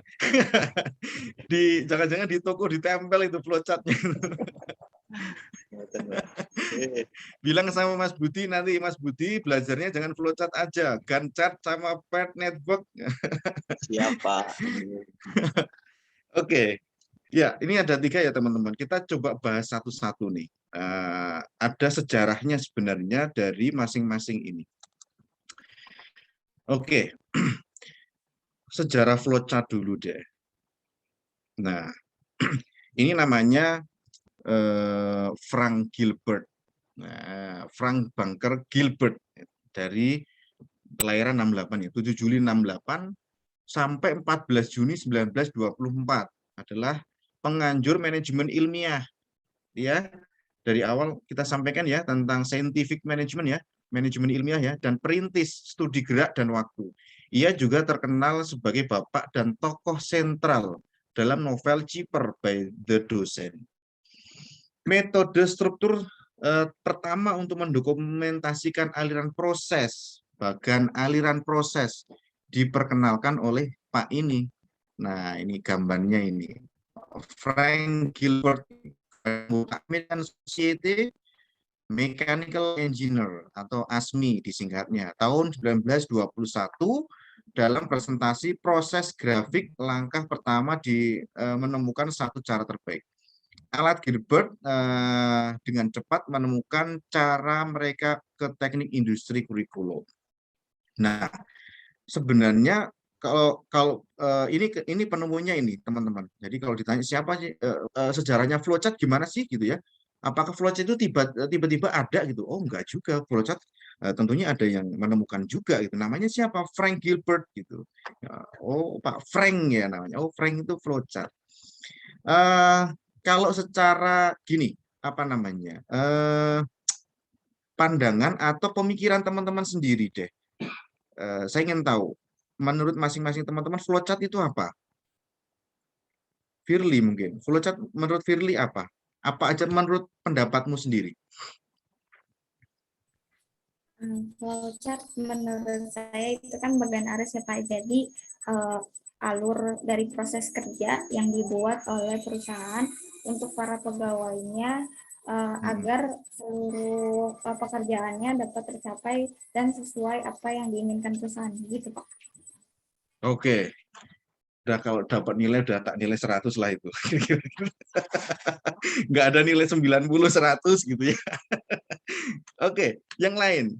Mas siapa dulu? Intan dulu deh. Intan dulu. Flowchart apa menurut pendapatmu? Boleh kok. Apa aja pokoknya. Diagram alir gitu Pak, terus di dalam situ ada kayak bagian-bagian angka-angka buat kayak pemrograman apa enggak kayak yang lain gitu Pak. Itu. Oke. 100 dah. Karena udah masuk tadi bagian alir ya. Karena flowchart sebenarnya bisa diartikan dari flow dan chart-nya itu kan sebenarnya. Oke. Apa namanya? Sebelum ke sana lagi ada siapa lagi tadi? Mas Fahmi, coba. Mas Fahmi, flowchart apa? Pak. Flowchart apa Mas Fahmi? Flowchart bagan arus.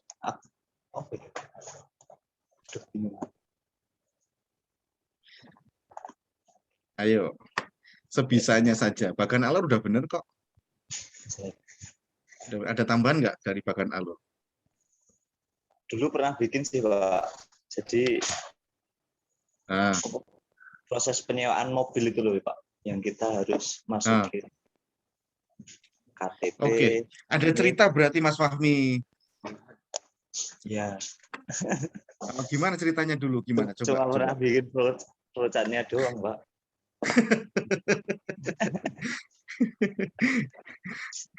Iya, Penyewaan mobil itu, Pak. Itu. penyewaan mobil ya. Ya. Oke. Yang lain, monggo silakan Rehan mungkin.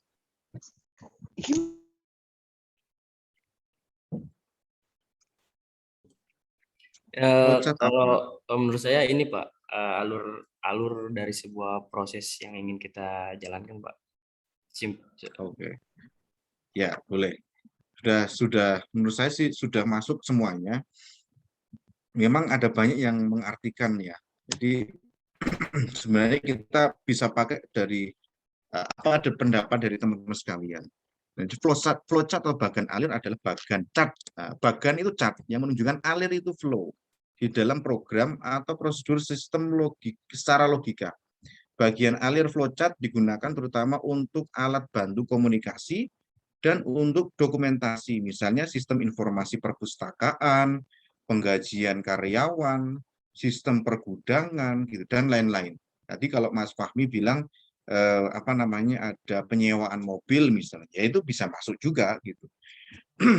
Nah, tujuannya apa sih? Tujuannya adalah untuk menggambarkan suatu tahapan penyelesaian terhadap suatu masalah secara sederhana, rapi, jelas, dan terurai, serta dapat menggunakan simbol-simbol yang standar. Namun berikut adalah ini di apa namanya itu di bagian selanjutnya.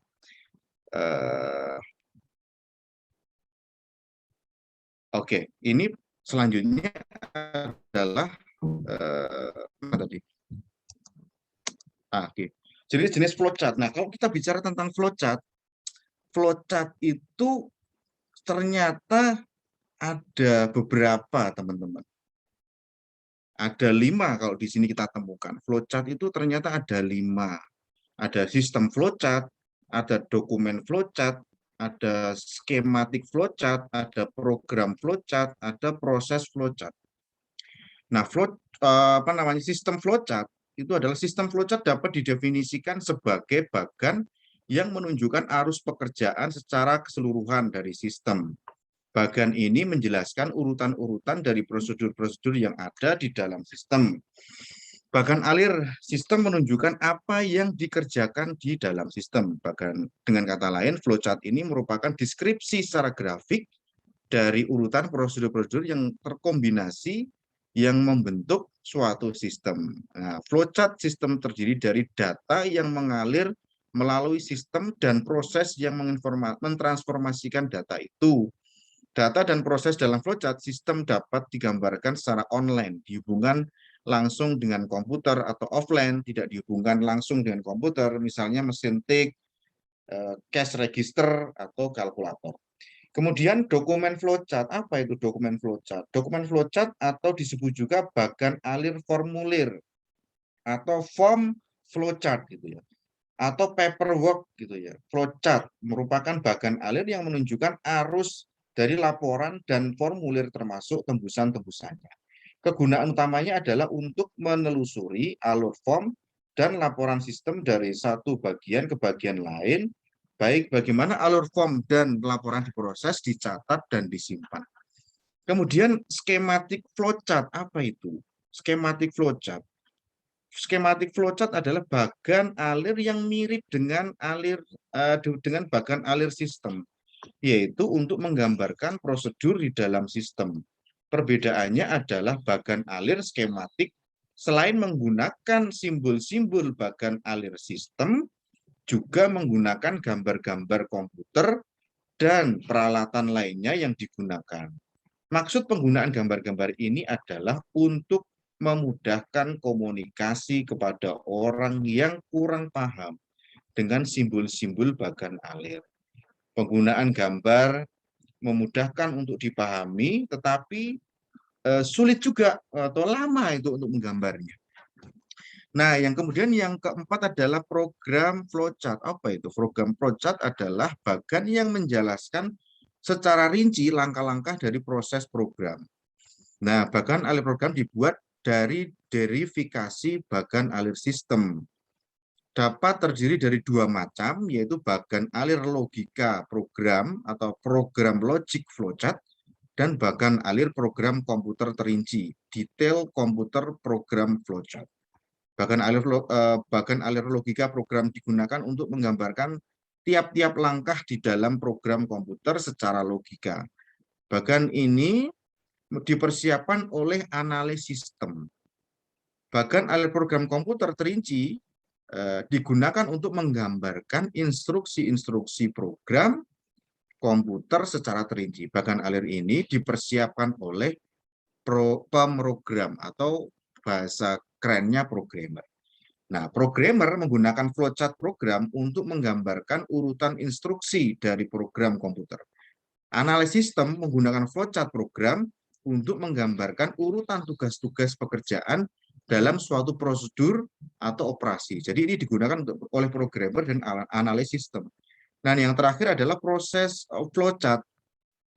Bagan alir proses flowchart merupakan bagan alir yang banyak digunakan di teknik industri. Nah, bagan alir ini juga berguna bagi analis sistem untuk menggambarkan proses dalam suatu prosedur. Flowchart proses memiliki 5 simbol khusus. Flowchart proses digunakan oleh perekayasa industrial dalam mempelajari dan mengembangkan proses-proses manufacturing. Kemudian dalam analisis sistem, flowchart ini digunakan secara efektif untuk menelusuri alur suatu laporan atau form. Jadi ternyata flowchart itu ada banyak. Nah, nanti kita lihat contohnya seperti apa. Kita masuk kemudian ke ini teman-teman, simbol-simbol flowchart. Nah, mungkin teman-teman udah familiar juga nih. Ada simbol-simbol di sini yang bisa kita pelajari dari gambar yang ada di tampilan. Simbol-simbol yang dipakai dalam flowchart dibagi menjadi 3 kelompok sebenarnya di sini, yaitu flow direction symbol. Ini flow direction symbol. Simbol ini digunakan untuk menghubungkan simbol satu dengan yang lainnya dan disebut juga dengan nama connecting line. Ini kemudian ada terminator simbol, konektor simbol lagi. Ini di sini ada processing simbol gitu ya. Nah, yang kedua adalah processing simbol. Jadi yang pertama tadi sampai sini. Nah, yang kedua adalah processing simbol. Simbol ini menunjukkan jenis operasi pengolahan dalam suatu proses prosedur gitu. Ini simbol processing simbol ini sampai simbol decision. Kemudian yang terakhir adalah simbol input-output. Simbol yang menunjukkan jenis peralatan yang digunakan sebagai media input ataupun output. Nah, ini medianya ada di sini. Simbol input-output, manual input, simbol preparation, display, sampai simbol dokumen. Itu ada di sini. Oke, kita lihat contoh flowchart itu seperti apa. Teman-teman tadi udah cerita di depan. Kita lihat deh. Ini yang yang mungkin lebih mudah untuk kita pahami. Kita lihat, di sini ada contoh flowchart. Nah, contoh yang ada pada gambar tersebut itu merupakan diagram alir yang menunjukkan adanya sistem login ke salah satu aplikasi sosial media ya. Kalau saya yakin teman-teman punya semua lah ini. Namanya bernama apa? Instagram. Terminal yang menyerupai oval, oke, menggambarkan proses start, mulai, dan finish, selesai, yang menggambarkan awal dan akhir dari suatu program. Persegi panjang pada perintah login, ini persegi panjang, perintah login, Instagram, serta perintah masuk ke beranda Instagram, menunjukkan proses atau sesuatu yang sedang kita lakukan nantinya dalam suatu program. Nah, selanjutnya ialah bentuk belah ketupat. Nah, bentuk belah ketupat pada bagian pemeriksaan password. Ini belah ketupat ini, pemeriksaan password yang menunjukkan adanya keputusan yang akan kita ambil dari suatu program. kita akan melihat keputusan yang akan muncul dan biasanya akan memiliki dua buah jawaban. Jawabannya yaitu ya atau tidak, atau sesuai atau tidak gitu ya. Sesuai atau tidak sesuai. Jika password sesuai, maka akan masuk ke dalam beranda Instagram. Password sesuai, berarti dia larinya ke bawah, masuk ke beranda Instagram. Tapi dari belah ketupat ini diperiksa passwordnya tidak sesuai, dia larinya ke sini. Masukkan lagi password gitu ya. Masukkan lagi password. Jika password sesuai, aplikasi jika password sesuai, maka akan masuk ke dalam beranda Instagram, lalu program login ke aplikasi selesai kita lakukan. Namun bila password tidak sesuai, maka akan timbul peringatan masukkan lagi password. Peringatan tersebut berada dalam jajar genjang ini. Peringatan tersebut berada dalam jajar genjang, isinya masukkan lagi password. Karena menunjukkan adanya input maupun output pada suatu sistem. Password yang telah kita masukkan kembali, setelah itu harus kita periksa lagi, karena jika sesuai maka akan langsung masuk pada beranda. Namun bila tidak sesuai, proses memasukkan password akan terus kita ulangi hingga password yang kita masukkan sudah benar. Ini contoh gampangnya seperti ini. Kalau kita masuk ke sosial media kita, mulai ini sampai selesai itu ada proses yang harus kita lakukan dengan memasukkan user password segala macam sesuai apa tidak. Kalau tidak ya akan kembali lagi sampai benar-benar sesuai. Nah, ini salah satu contohnya. Kemudian contoh berikutnya adalah ini. Aduh, kelihatan nggak ya? Kecil banget sih. Ini apa namanya? Contoh dalam kehidupan sehari-hari, yaitu menggoreng telur dadar misalnya. Ini start pertama kita memasukkan telur dan garam dalam mangkok gitu ya. Kemudian mengocoknya sampai rata. Setelah itu memasukkan minyak goreng dalam wajan, ya kan? Dan memasukkan telur tersebut. Telur digoreng dan dibolak-balik sampai matang, telur pun siap disajikan. Nah, ini telur digoreng sampai matang, telur siap disajikan, kemudian stop, berhenti. Nah, ini salah satunya. Kemudian yang kedua ini contoh juga, ini tentang flowchart penyebaran informasi. Informasi dimulai, mendapatkan informasi. Oke, informasinya itu hoax apa tidak? Kalau tidak, berarti dia akan jalan. Informasi ini bermanfaat apa tidak gitu ya. Kalau tidak, kalau informasi hoax ya dia selesai gitu. Menyebarkan baru kalau misalnya apa namanya informasinya bermanfaat diterima, dia akan menyebarkan informasi baru selesai. Nah, ini contoh-contoh. Oke, kita lanjut ya teman-teman. Kita masuk kepada tadi yang tadi udah flowchart, kita masuk ke Gantt chart. Ntar lagi selesai.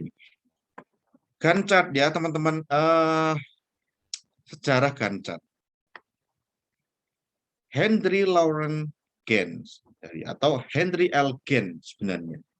Ini adalah apa namanya orang yang pertama kali menemukan tentang Gantt chart ini, Gantt chart. Lahir tahun 1861 sampai 1919 di Calvert County, Amerika. Adalah seorang konsultan manajemen berlatar belakang insinyur mekanik yang menciptakan peta Gantt atau Gantt chart.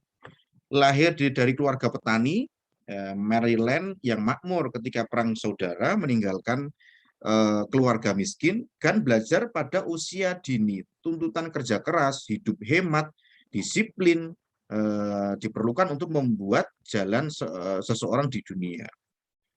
Lulus dengan perbedaan dari Universitas Johns Hopkins pada tahun 1880, Gantt mengajar ilmu alam dan mekanika selama 3 tahun. Nah, Gantt sendiri itu menjadi salah satu murid utama dari Taylor, gitu, Frederick Winslow Taylor, atau bahasa yang sering kita sampaikan di orang-orang manajemen itu, ekonomi manajemen itu, bapak manajemen ilmiah atau bapak scientific management itu Frederick Winslow Taylor.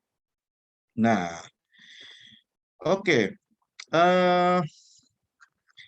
Kita lihat Gantt chart.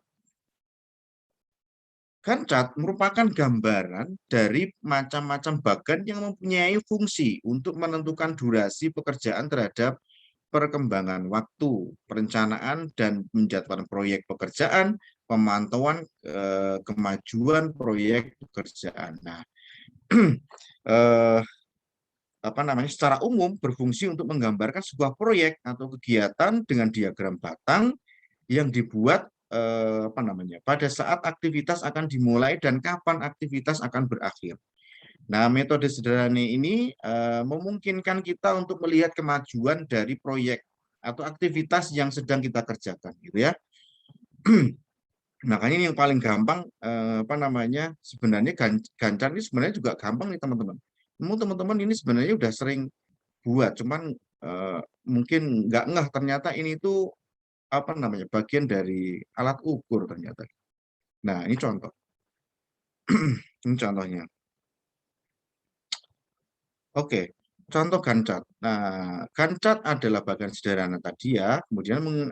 Kemudian langkah-langkah yang harus dilewati untuk membuat atau menggunakan bagan chart itu seperti apa? Ya, mengidentifikasi tugas, identifikasi kegiatan yang harus dilakukan dalam sebuah proyek. Nah, tentukan tonggak bagian dari pekerjaan pesanan. Kemudian identifikasi waktu yang dibutuhkan untuk menyelesaikan tugas yang sedang dikerjakan. Menggambarkan sumbu horizontal, gambar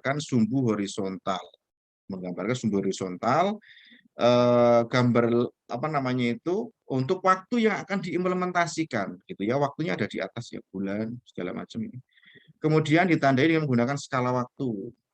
Kemudian tuliskan tugas atau bagian dari pekerjaan yang akan dilakukan. Nah, kegiatan ini dari pekerjaan tugas sejarah yang akan dilaksanakan dalam urutan secara kronologis itu ada di sebelah kiri. Nah, terakhir adalah periksa kembali Gantt chart jika sudah selesai. Lakukan pemeriksaan kembali agar mengetahui apakah semua pekerjaan atau kegiatan proyek sudah ditulis di dalam bagan chart yang dibuat. Nah, kalau dilihat ini sebenarnya cuma seperti ini nih teman-teman. Di sini ada pekerjaannya apa aja gitu ya. Kemudian ini adalah waktu dalam 1 bulan itu ada 4 minggu gitu ya. Minggu pertama, kedua, ketiga, keempat, bulan kedua, minggu pertama, ini segala macam. Nah, ini apa yang kita lakukan gitu di dalam bulan pertama, minggu pertama segala macam. Itu modelnya seperti ini. Ini juga lebih gampang. Nah, yang agak sulit sebenarnya ada di sini.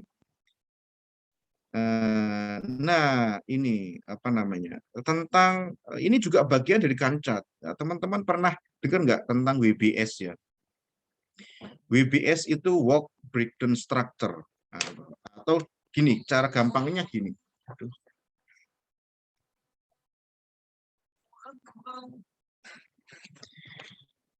Cara gampangnya gini. Konsep sederhananya seperti ini. Ketika kita ingin makan sapi, ya, bagaimana caranya? Gitu ya. Jawabnya adalah dengan membagi sapi dalam potongan-potongan yang lebih kecil. Nah, gambaran singkatnya kira-kira kayak gitulah. Gitu ya. Work breakdown structure adalah suatu metode pengorganisasian proyek menjadi struktur pelaporan hierarkis. BBS digunakan untuk melakukan breakdown atau memecahkan tiap proses pekerjaan menjadi lebih detail. Tadi dipotong-potong, yang gede dipotong-potong, agar lebih kecil. Lebih kecil ini adalah detail sebenarnya. Kemudian hal ini dimaksudkan agar proses perencanaan proyek memiliki tingkat yang lebih baik. Nah, dalam project management, WBS memegang peran penting dalam menciptakan kolaborasi yang efisien di antara anggota atau karyawan. Menurut Project Management Institute, WBS adalah dasar dalam sebuah perencanaan, pelaksanaan, dan pengelolaan sebuah proyek. Secara garis besar, melalui WBS ini kita dapat membuat jadwal budgeting hingga aktivitas apa saja yang harus dilakukan serta ruang lingkup di dalamnya. Oke, saya ingin tunjukkan contoh real dari WBS ya. Nah, ini saya tunjukkan contoh real dari pekerjaan yang kita kerjain. Ini ada di sebentar. PowerPoint.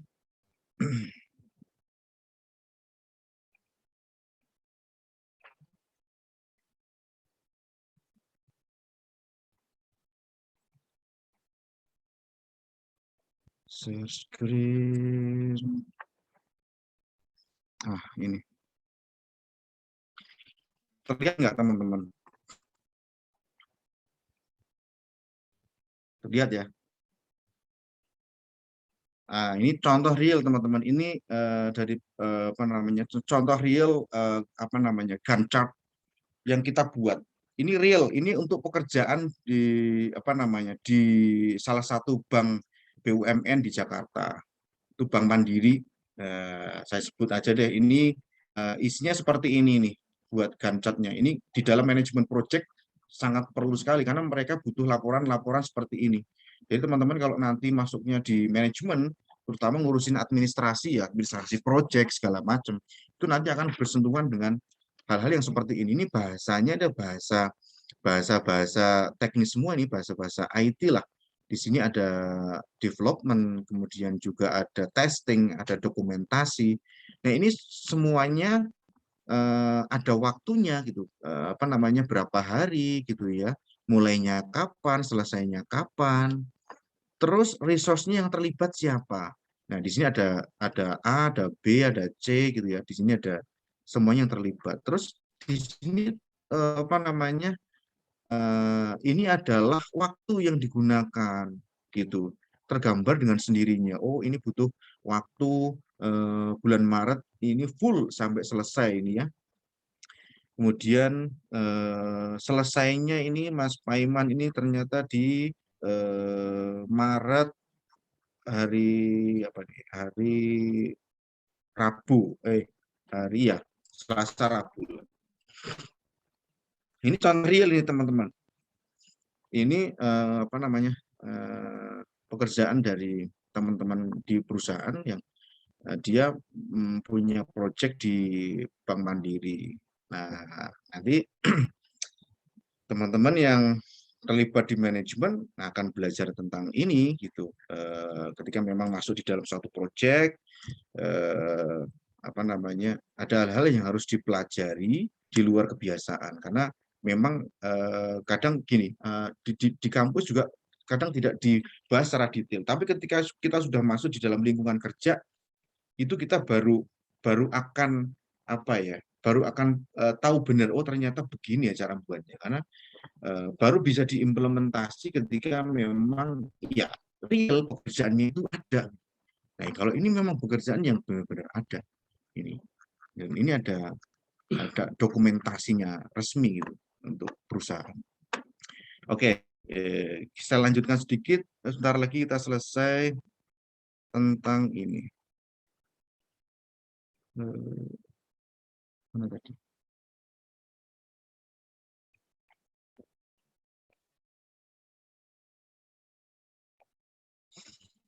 Oke.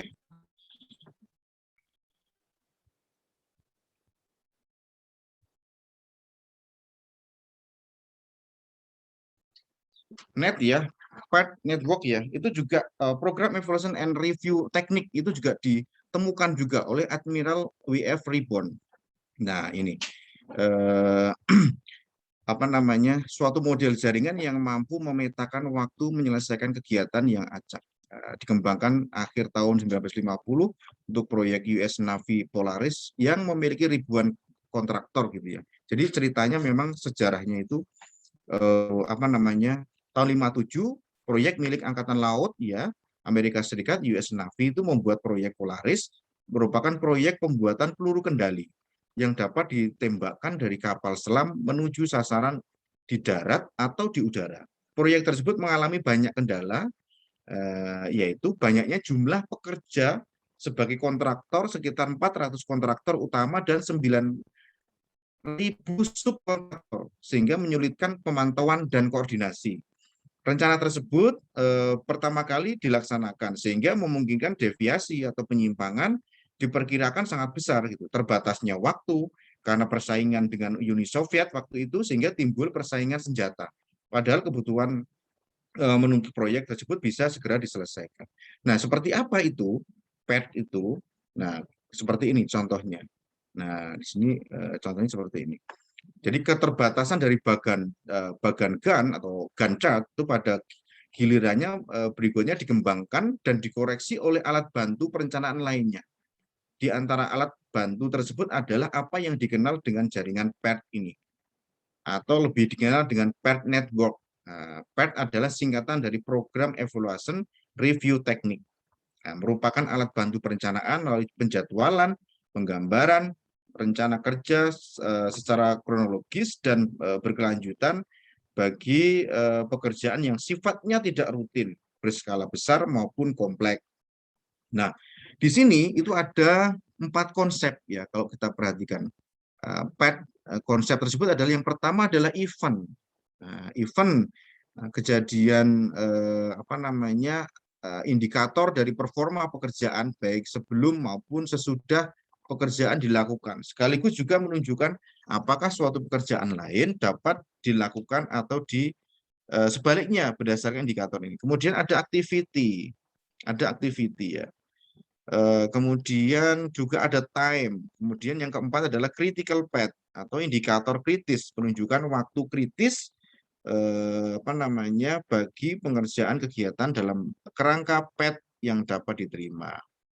Nah, kita bisa melihat di sini kotak, di sini ada A, ini ada 1, sekali ini ada maksudnya kegiatan-kegiatan aktivitas kotak itu dalam kerangka PET, di mana pada contoh di atas dapat memerlukan waktu pengerjaan antara 1 hingga 7,5 hari. 7,5 hari.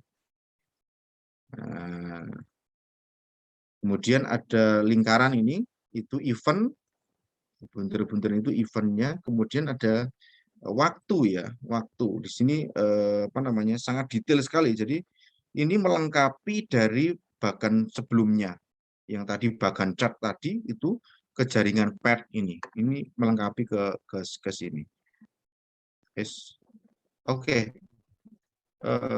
Saya agak percepat dikit, ntar lagi selesai ya. Ini kemudian kita masuk ke ini aja. Oke, kenapa orang gagal dalam perencanaan?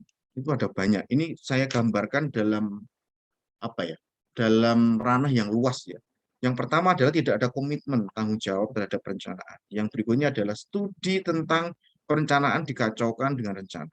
Kegagalan untuk mengembangkan dan melaksanakan strategi yang sehat, tidak ada tujuan atau sasaran yang berarti. Kecenderungan atau meremehkan pentingnya premis-premis perencanaan. Premis itu proposisi yang berfungsi sebagai dasar pemikiran untuk menarik kesimpulan. Premis. Kegagalan untuk melihat ruang lingkup rencana. Kegagalan untuk melihat perencanaan sebagai proses rasional.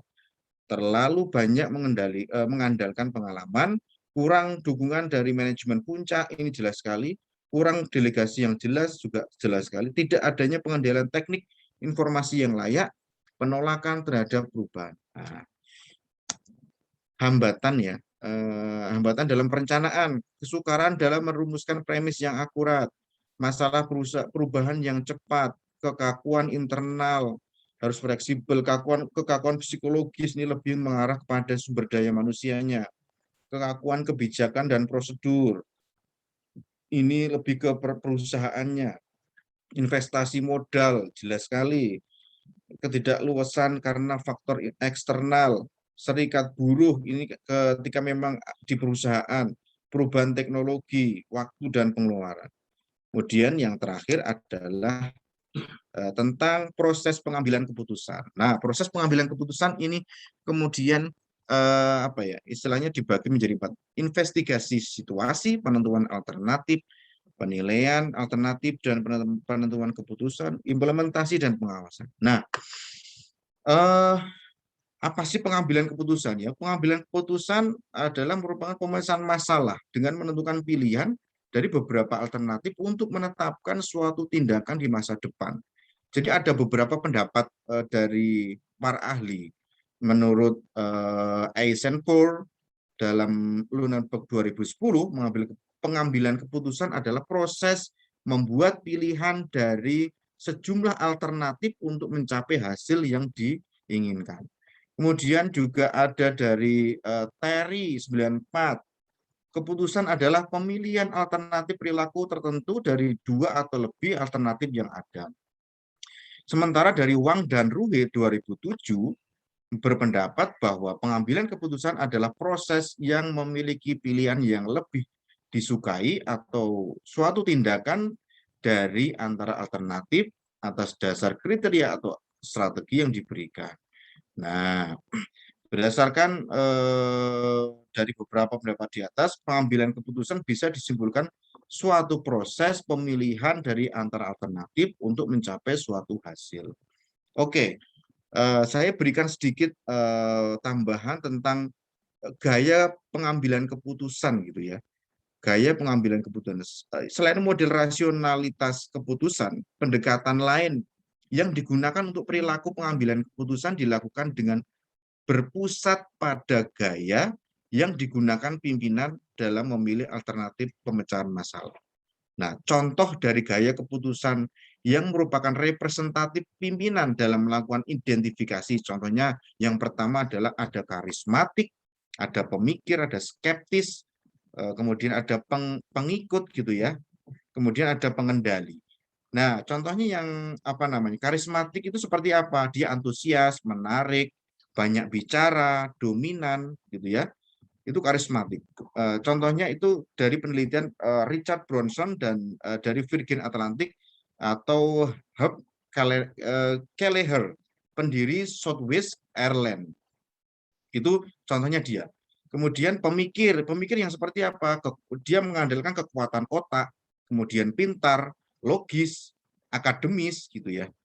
Nah, contohnya siapa? Michael Dell dari Dell Computer, kemudian I'm Bill Gates dari Microsoft. Itu pemikir, tipenya pemikir. Kemudian yang skeptis itu banyak permintaan. Banyak permintaan, mengganggu, tidak menyenangkan, suka melawan, itu skeptis.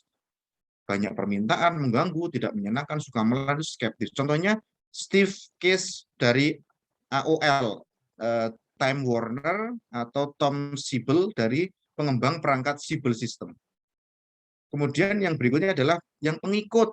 Nah, pengikut itu dia tanggung jawab, berhati-hati, mengikuti tren, tawar-menawar. Contohnya Peter Kors dari Kors Brewery atau Carly Fiorina dari XP ya, Hewlett Packard. Dan yang terakhir adalah pengendali. Dia berpikir logis, tidak emosional, bijaksana, cermat, akurat, analitis gitu ya.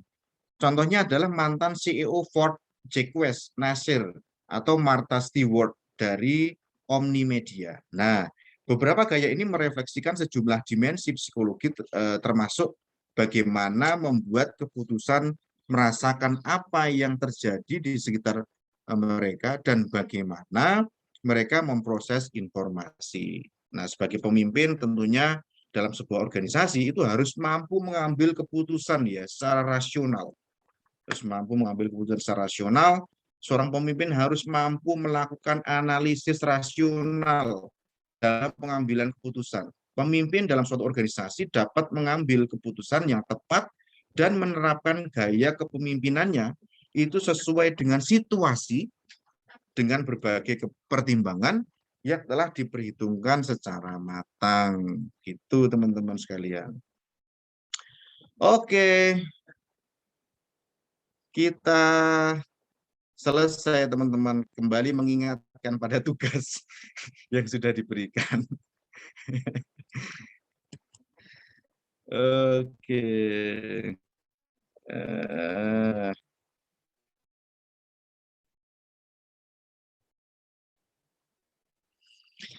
Oke ya teman-teman, ini udah jam 12 ya, kita sampai jam 12 kan. Tadi sebelum kita siapa dosennya? Fahmi, Pak. Oh, pelajaran apa itu ya? Sistem operasi, Pak. Oke, sistem operasi. Ya, oke teman-teman sekalian, terima kasih ya atas pertemuan pada kesempatan hari ini. Saya mengingatkan kembali untuk tugas persiapan presentasi ya. Untuk kelompok kemarin sudah terbagi. Kelompoknya ada 4-4 gitu ya, sesuaikan saja. Kita tidak menentukan teman-teman harus seperti apa, tapi yang kita nilai nanti justru pada mungkin satu ide-ide, karena ide itu hal yang mahal. Ide itu sangat mahal sebenarnya. Kemudian juga presentasi teman-teman nanti bagaimana. Nah, tapi ini masih agak lama. Dan sekaligus sebagai informasi, mungkin buat teman-teman sekalian, di sini ada Mas Fahmi, kemudian ada si Raihan, dan teman-teman lain di sini. Rencana kita di minggu ini itu akan ada, saya akan rencanakan mengundang seluruh, kasih undangan untuk seluruh siswa ya, di batch 1 dan batch 2. Di batch 1 dan batch 2 terkait apa? Terkait dengan itu ITTS Hackathon. Tesannya apa ini?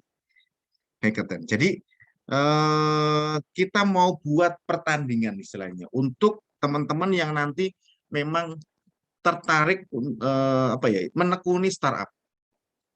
Ini saya share aja. Ini ada pengumumannya di sini. Nah, ini saya share ke semuanya sih. Sebentar ya. Saya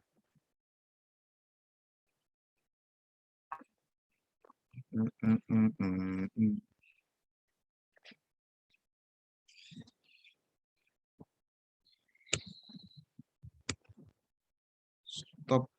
Oke. Ini pengumumannya ada di mana tadi? Oke. Kelihatan nggak ya?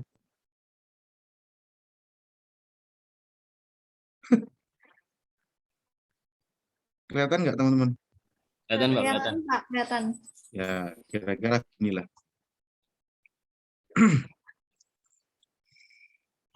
Nah, ini barusan jadi. Barusan dibuat nih. Nah, ini nanti bukan hanya, kemarin kan masalahnya Gracebook itu ngasih saya cuma 10 orang ya.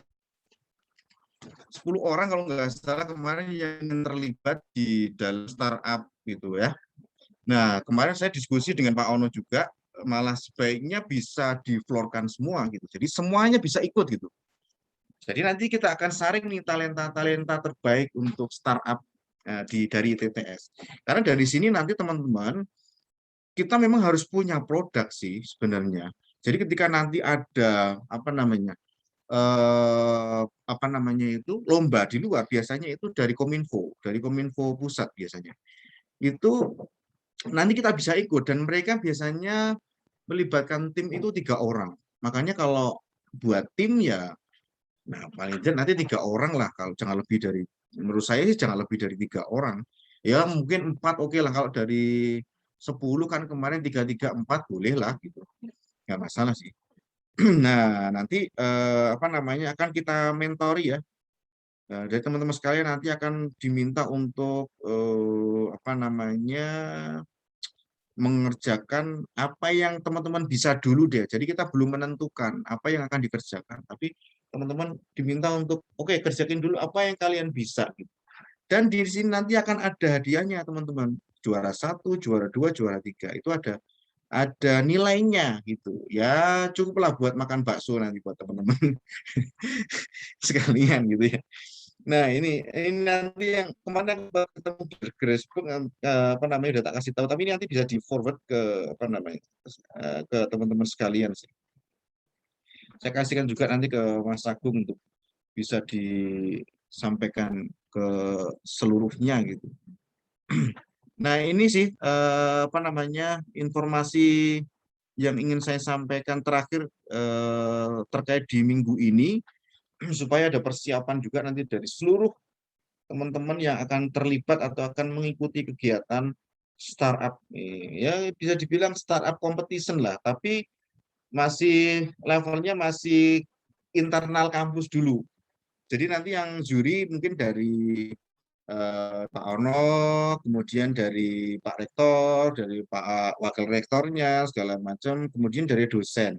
Nanti yang juri itu dulu gitu. Nanti kita ambil yang mana nih yang benar-benar punya potensi bagus gitu ya. Itu akan ada nilainya gitu. Akan ada pemenangnya 1, 2, 3 lah. Nah, kita lihat nanti siapa yang bisa berhasil mendapatkan juaranya. Begitu teman-teman sekalian, sudah jam 12. Sorry aku agak cepet karena waktunya kemarin benar-benar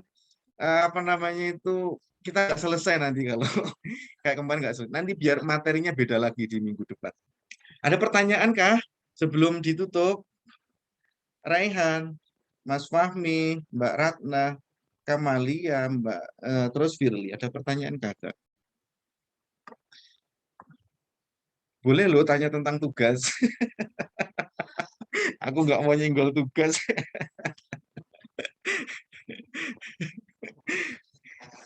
Ya, ide ya teman-teman, tolong ide. Nanti khusus teman-teman jangan khawatir, kan kita udah komit dari awal kan. Di sini juga akan ada juaranya gitu. Ada nilainya nanti yang kita berikan. Maka buatlah yang semenarik mungkin. Jadi yang di sini berbeda dengan yang tadi. Yang tadi untuk semuanya gitu. Nanti kita saring lagi. Nah, yang khusus teman-teman ini tolong idenya diperhatikan. Ide-idenya terutama. Terus kemudian presentasi harus bisa meyakinkan, harus bisa meyakinkan investor seperti apa. Dari teman-teman apa yang teman-teman buat. Nah, kira-kira begitu. Nah, teman-teman tahulah itu. Ayo kita munculkan semuanya kemampuan kita. Kita harus berani bersaing, berkompetisi dengan mereka yang ada di luar sana. Maka kita berlatihnya di sini. Kita benar-benar berlatih di sini, dikeluarkan betul kemampuan kita. Ya, ketika nanti kita bertanding, ya kalau menang ya wajar saja, wong kita sudah berlatih di dalam kok, ya kan? Itu. Rehan, kapan Piala Presiden nih? Iya, Pak. Kapan? TM-nya tanggal berapa tuh? Tadi masih 7, bulan depan Pak, masih baru technical meeting, tapi udah daftar Pak, 17 November. Oh, sudah ya? Oke. Oh, berarti sudah ini ya, sudah nggak ada masalah ya dari sisi administrasi ya? Aman Pak, udah yang saya perluin sih alhamdulillah kemarin udah minta ke Kanca, udah dikasih semua Pak. Oh ya udah. Ya kalau misalnya memang masih ada kurangannya apa segala macam, oke lah nanti apa yang bisa kita upayakan dari sisi kampus. Ingat ya, bro, pokoknya jangan menang mikir kalah ya. Pokoknya lu tampil Ya, dulu Pak. dah. Gitu. Memang kita harus tampil gitu. Jadi supaya mereka tahu dulu, oh ini ada anak-anak. Apalagi kalau kita menang kan, udahlah. Aku tuh punya pikiran besar sebenarnya untuk teman-teman ini. Kalau teman-teman memang tapi syaratnya teman-teman itu harus harus benar-benar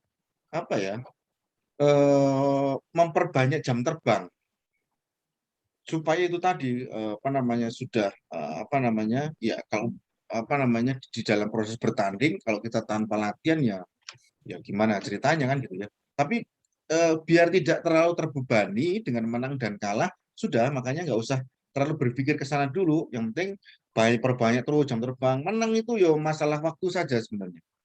Dan nanti kita bentuk tim sendiri, bro. Benar nggak? Aku sepakat itu. Betul Pak. Nah, kita harus punya tim yang benar-benar ini. Tak kasih tahu ya. Banyak teman saya punya teman. Dia ini juga pengusaha juga. Dia punya tim. Dia bawa timnya itu ke luar negeri. Ke Thailand, ke Singapura, segala macam. Kenapa? Ya itu. Dia memang ada fokus di situ gitu. Nah, saya nggak menuntut teman-teman harus menang dulu kok. Yang penting jam terbang dulu. Jam terbang, mereka tahu kita ini gitu ya, kita punya ini gitu. Nah, nanti kita bentuk tim yang benar-benar ini. Nah, coba kita nanti juga fasilitasi ke depannya. Nah, udahlah itu. Dan ini nanti untuk teman-teman yang lain mungkin kayak startup segala macam itu sangat memungkinkan kita cari funding gitu. Kita cari pembiayaan dari investor itu sangat mungkin. Gitu. Itu sangat mungkin sekali untuk dicarikan ke sana itu. Karena kita itu sekatnya itu sedikit sekali. Gap-nya itu sedikit sekali dengan dunia-dunia itu. Mungkin bahkan mungkin tidak berjarak gitu dengan mereka-mereka itu. Jadi sangat mungkin gitu, untuk banyak hal lah, untuk kita carikan dana, kita carikan funding, kita apa namanya itu pertandingan di kelas di level yang lebih tinggi gitu. Jadi begitu nggih, pokoknya terus bersemangat. Saya tetap minta teman-teman Firly, Kamalia, Ratna, kemudian Mas Fahmi, kemudian Mas Raihan dan lain-lain, ayo kita bersama-sama ya kita kembangkan apa yang ada di kampus kita. Gitu. Semuanya bisa mulai dari teman-teman sekalian. Kalian itu angkatan 1 kok, ya kan? Batch 1 loh. Kan harus jadi contoh yang baik nanti buat yang lainnya, buat batch 2, batch 3, batch 4 gitu. Sekarang udah banyak batch 2. Ya, kenaikannya hampir 100, kalau aku hitung 175% kenaikan dari batch 1, coba bayangin. Kan banyak banget, artinya total itu hampir 300 loh. Kan banyak, kan ini kan karena nggak ketemu aja, ketemunya kan di sini gitu. Coba ke kampus semua, aduh pusing kitanya. Gitu. Jadi ada 300-an kita itu gitu. Nah, aku berterima kasih makanya yang sudah positif jalan kerjakan gitu. Ada yang kurang, ada yang masih merasa ragu-ragu segala macam, diskusikan. Nah, apa yang bisa kita bantu ya untuk teman-teman bisa ayo go gitu. Gitu nggih teman-teman sekalian. Semangatlah, aku yakin kalian bisa. Gak usah mikirin nanti kelulusan gimana. Gampang lulus. Teman-teman itu nggak usah mikirin itu. Kalau masalah lulus itu gampang. Ya, tapi yang paling penting apa, teman-teman? Apa yang membedakan teman-teman dengan yang lain yang lulus-lulus itu loh. Kalau sama, lulusan A dan lulusan B sama-sama lulus S1. Yang bedain apa? Nah ini, kompetisi ini. Kita harus punya, capability kita harus punya gitu. Larinya kemana? Personal branding lagi. Nah ITTS, kalau ITTS itu larinya company branding. Ya udah itu biar berjalan seperti biasanya. Ada Pak Ono segala macam yang nanti bisa membesarkan kampus kita. Gitu. Tapi personal branding ada di teman-teman semuanya. Apa yang membedakan teman-teman dari yang lainnya? Itu ada di teman-teman. Apa yang kurang dari si kampus untuk teman-teman, kita coba fasilitasi. Kita coba diskusi. Itu yang menarik. Gitu. Gitu nggih? Tetap semangat ya. Saya suka loh sama kalian semua ini. Terima kasih teman-teman sekalian, saya mohon maaf udah lewat jam 12, saya kecepatan ya, keterlambat tadi, saya minta maaf yang sebesar-besarnya. Sorry dari awal hingga akhir kalau ada kata-kata yang tidak berkenan di teman-teman sekalian. Terima kasih banget sudah bisa masuk di kesempatan hari ini. Tadi ada yang izin ya, ada 2 orang kan ya yang izin ya. Ini yang lain masuk semua. Oke, terima kasih, saya akhiri. Assalamualaikum warahmatullahi wabarakatuh. Saya live nih. Ya Pak, makasih Pak. Terima kasih Pak. Ya, sama-sama.